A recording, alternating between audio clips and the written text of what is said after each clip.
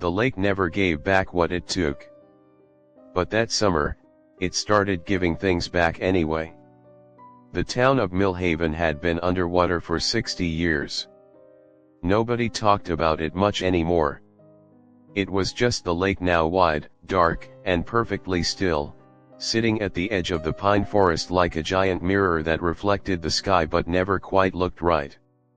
The locals called it Still Lake, and they had one unspoken rule that every child learned before they learned to ride a bike: you did not swim in Still Lake after dark. Nadia was 17 and she did not care about rules. She had moved to Millhaven 3 months ago with her father after her parents' divorce. She hated the town. She hated the silence. She hated how everyone smiled at her in a way that felt rehearsed, like they were all reading from the same script. The only person who had been genuinely kind to her was a boy named Callum, 16, quiet, with serious brown eyes and a habit of chewing on the end of his pencil when he was thinking. Callum had grown up in Millhaven. He knew the stories. It was Callum who first told Nadia about the drowned town. They were sitting on the wooden dock one evening, feet hanging over the edge, watching the last light die behind the tree line. He told her how the valley had been flooded deliberately back in the 1960s to create a reservoir. The government had given the people of Old Millhaven 6 weeks to pack their lives and leave. Most of them did. Some of them, the old records hinted, had refused. Refused how? Nadia asked. Callum was quiet for a moment. They just never left. She had laughed at that. She didn't laugh later. It started with the photographs. Nadia had been exploring the town's small library when she found a box of old images tucked behind a filing cabinet, black and white photos of Old Millhaven before the flood.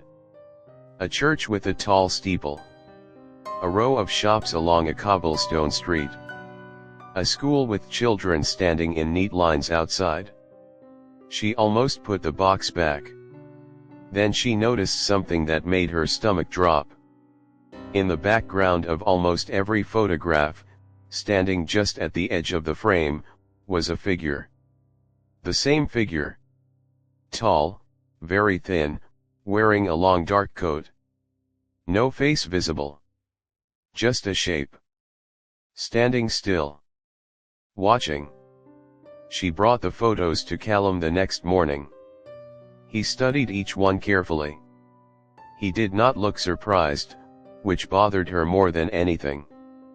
"My grandmother used to say the watcher never left," he said finally. "She said when they flooded the valley, it went down with the town. And it's been waiting down there ever since." "Waiting for what?" Nadia asked.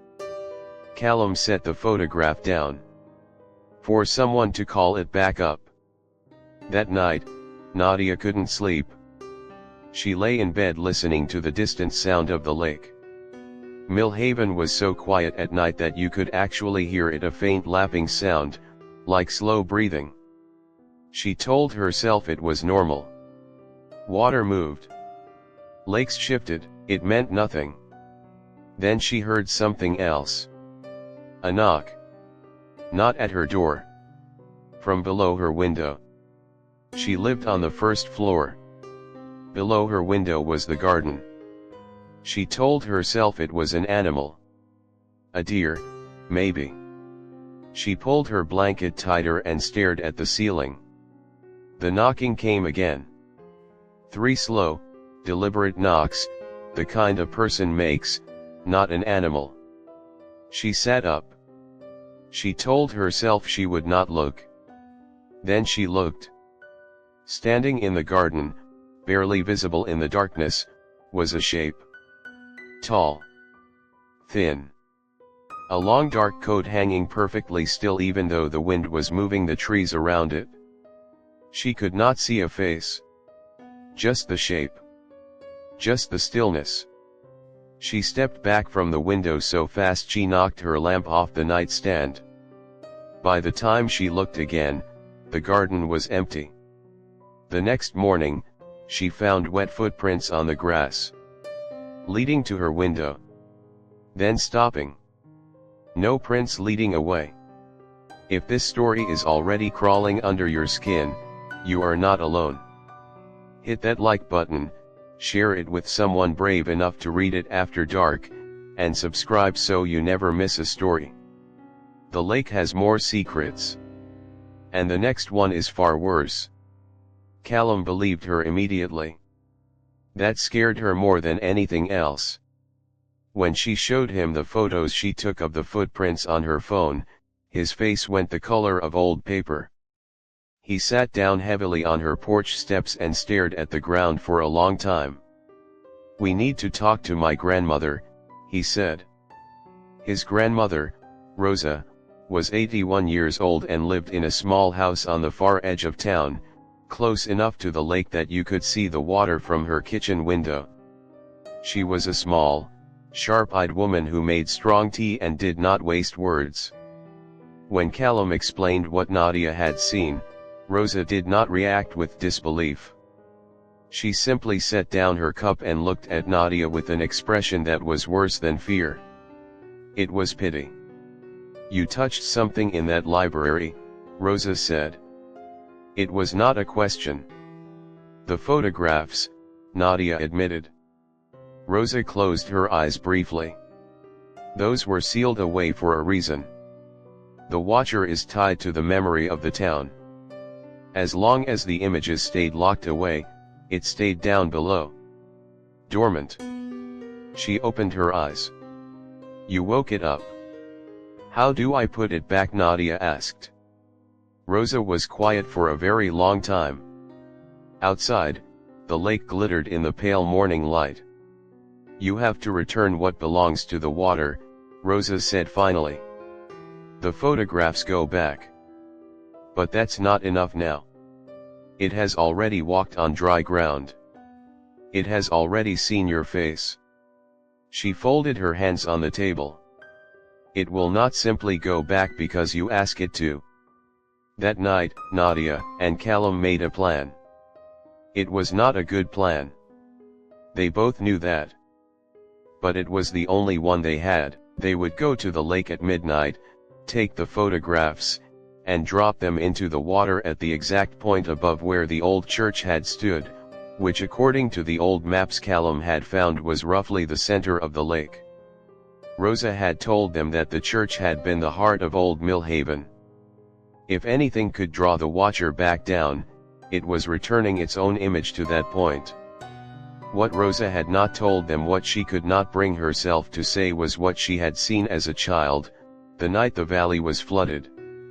She had stood with her family on the ridge and watched the water rise.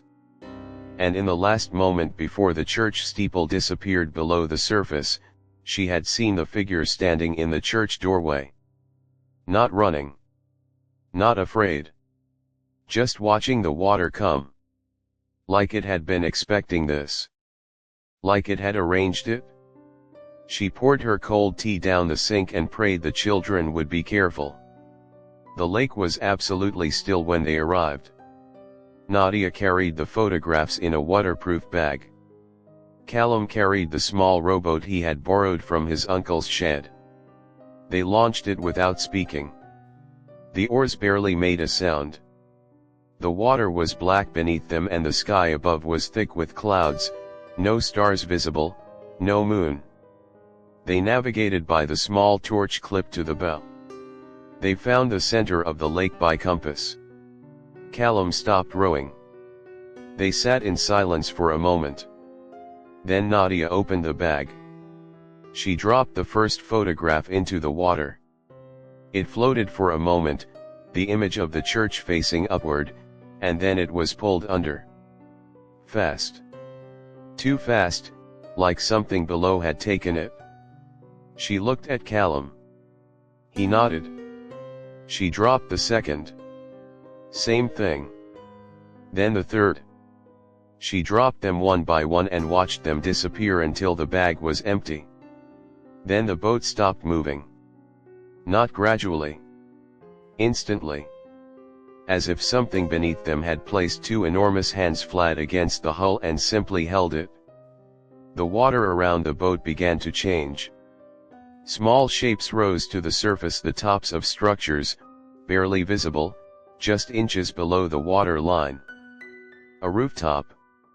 A chimney stack. A street lamp, its glass long shattered. The town was rising. Or rather, the water level was dropping, just slightly, just enough, as if the lake itself was exhaling. And then Callum grabbed Nadia's arm. In the water, directly below the boat, lit faintly by their torch, was a face. Not the watcher. A different face. A child's face, pale and still, eyes open, staring upward. Then another face beside it. Then another. The people who had never left. Still down there. Still waiting. Their eyes moved in the torchlight. They were looking at Nadia. One of them raised its hand slowly and pointed. Not at Nadia. Behind her. She turned. The watcher was standing at the back of the boat. She had not heard it arrive. Had not felt the boat shift, it was simply there, filling the space, tall and impossibly still, its coat hanging flat, no face, just darkness where a face should have been. Close enough to touch. In the silence, something fell from beneath its coat and landed on the floor of the boat. Nadia looked down. It was a photograph. New. Printed on fresh paper. She picked it up with shaking hands and turned the torch on it. It was her bedroom window. Taken from outside. She was visible inside, sleeping. It had been watching her for longer than one night. The clouds broke and the moon came through, sudden and full. The watcher was gone. The faces below the water were gone. The rooftop slipped back under as the water settled. The boat drifted free. They rowed back without speaking. They did not run. Running felt dangerous, like it might invite something to chase them. They pulled the boat onto the bank and walked to the road, and only then did Nadia's legs begin to shake. Callum put his arm around her and they stood there in the dark for a long time. "Is it over?" she asked. Callum looked at the lake. The water was still again. Perfectly, completely still. "I don't know," he said honestly. Nadia looked down at the photograph still in her hand. Her sleeping face. Her closed eyes. And standing in the corner of her room, barely visible in the shadows, something tall and dark and very, very patient. She had not been alone in her room for weeks. The lake is still now. The town below is quiet. But if you ever find old photographs in a forgotten box, look carefully at the edges. Something is always standing there. Watching. Waiting for you to look back.